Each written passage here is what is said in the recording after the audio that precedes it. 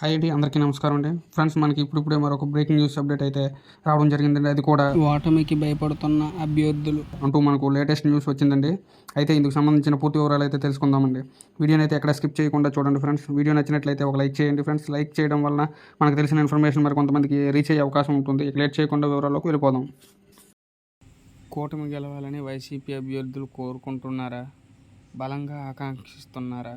అప్పుడే 4 రోజులు వెనకేసుకోవాలని చూస్తున్నారా అంటే అవునని సమాధానం వినిపిస్తోంది. ఏపీ అసెంబ్లీకి పోలింగ్ ముగిసింది. 10 రోజులు దాటుతోంది. మరో 10 రోజుల్లో ఫలితాలు రానున్నాయి. తప్పకుండా అధికారంలోకి వస్తామని సీఎం జగన్ ప్రకటించారు. కూటమి నేతలు సైతం గెలుస్తామని నమ్మకంతో ఉన్నారు. అయితే క్షేత్రస్థాయిలో మాత్రం అధికార పార్టీపై వ్యతిరేకత స్పష్టంగా కనిపిస్తోంది. పోలింగ్ సరళి బట్టి అర్థమవుతుంది. దీంతో వైసీపీ అభ్యర్థులు ఒక నిర్ణయానికి వచ్చారు. ఓటమి తప్పదని భావిస్తున్నారు. ఈ ఎన్నికల్లో జగన్ వేవ్తో మరోసారి గెలుపొందుతామని వైసీపీ అభ్యర్థులు అంచనా వేశారు. ప్రత్యర్థులు ఖర్చుకు దిగడంతో అంతకు మించి అన్నట్టు ఖర్చు పెట్టేశారు. కానీ ఫలితాల సరళి తమకి అనుకూలం కాదని భావిస్తున్నారు. అదే జరిగితే తమకు ఆర్థికంగా ఇబ్బందులు తప్పవని అంచనాకు వచ్చారు. ఇప్పటికే కూటమి గెలుస్తుందని భారీగా బెట్టింగ్లు సాగుతున్నాయి. బెట్టింగ్ ముఠాలు రంగంలోకి దిగి రెట్టింపు సొమ్ము అందిస్తామని, వైసీపీ గెలుస్తుందనుకుంటే 4 రెట్లు ఇస్తామని బెట్టింగ్కు దిగుతున్నారు.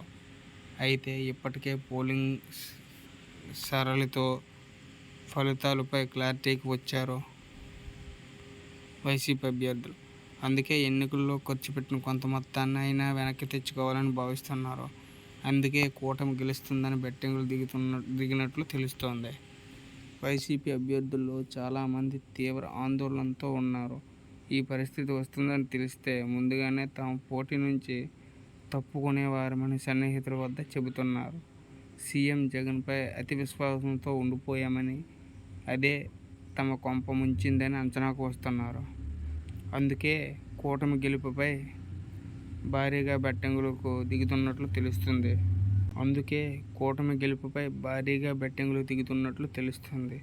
ఓ వైసీపీ అభ్యర్థి అయితే 50 కోట్ల రూపాయల వరకు బెట్టింగుకు దిగినట్లు తెలుస్తుంది. ఎలాగూ ఎన్నికల్లో ఓడిపోదాం కదా, కనీసం బెట్టింగ్లోనైనా కొంత మొత్తం వెనకేసుకోవచ్చని నిర్ణయానికి వచ్చినట్లు సమాచారం. అయితే వైసీపీ అభ్యర్థి అంటూ ప్రచారం జరుగుతోంది కానీ ఆయన పేరు మాత్రం బయటపడడం లేదు. అయితే ఇదంతా కూటమి నేతల దుష్ప్రచారం అని వైసీపీ నేతలు కొట్టి పారేస్తున్నారు. మైండ్ గేమ్ ఆడుతున్నట్లు భావిస్తున్నారు.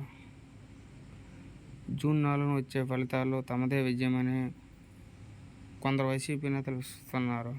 మరి ఏం జరుగుతుందో చూడాలి.